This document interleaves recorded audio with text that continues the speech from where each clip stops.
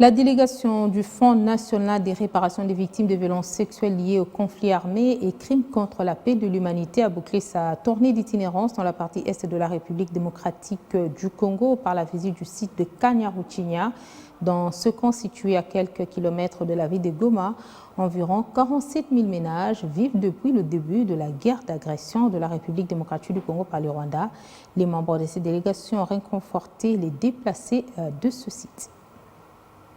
Les uns vivent sous les tentes, les autres passent nuit à la belle étoile, sans eau ni électricité, pas de scolarité, pas de nourriture. Les déplacés qui habitent le camp Kanyaruchinya sont dans le calvaire. C'est là que la délégation du Fonds national des réparations des victimes de violences sexuelles liées aux conflits armés et crimes contre la paix et l'humanité a achevé ce 11 septembre son itinérance aux côtés de ses nécessiteux. Des dizaines de milliers de personnes, environ 47 000 ménages, ayant fui l'avancée des rebelles du M23 qui contrôlent une partie du territoire de Rutshuru, y survivent depuis 2 mois avec un accès insuffisant à la nourriture, exposés à la violence. Conséquence, certaines maladies contagieuses comme la rougeole ou la choléra, du fait du manque d'hygiène, ont élu domicile dans ce camp. Ils prennent les femmes par force au champ, les violent et tuent comme ils veulent.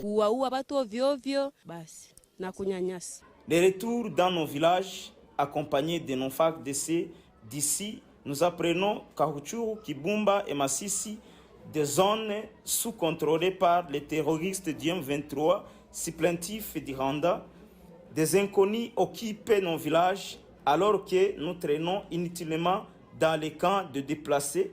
Tant que nous sommes dans le cas de déplacés, veuillez nous assister à ce point cité si haut. Espérant une suite favorable, veuillez agréer, Monsieur le directeur général, l'expression de nos sentiments patriotiques et humanitaires.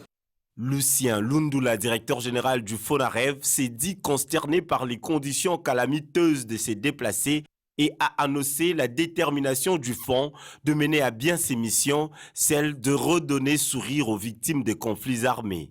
Ce qui est important ici pour nous, c'est de réaliser des programmes.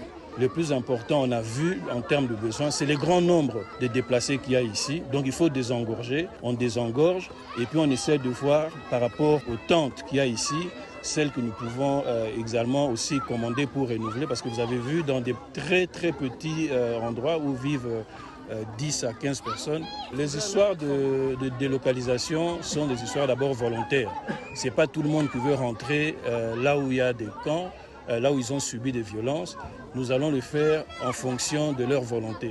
Et nous allons le faire aussi dans des conditions où les conditions sécuritaires sont réunies. Aussi longtemps que les conditions sécuritaires ne sont pas réunies, vous n'allez pas ramener des gens à des endroits où ils ont vécu toute une série de violences. Donc tout cela sera fait via un programme de relocalisation, via un programme de délocalisation. À Goma, l'équipe du FONAREV a bouclé sa tournée dans la partie est du pays avant de se rendre à Kananga dans le Kasaï central.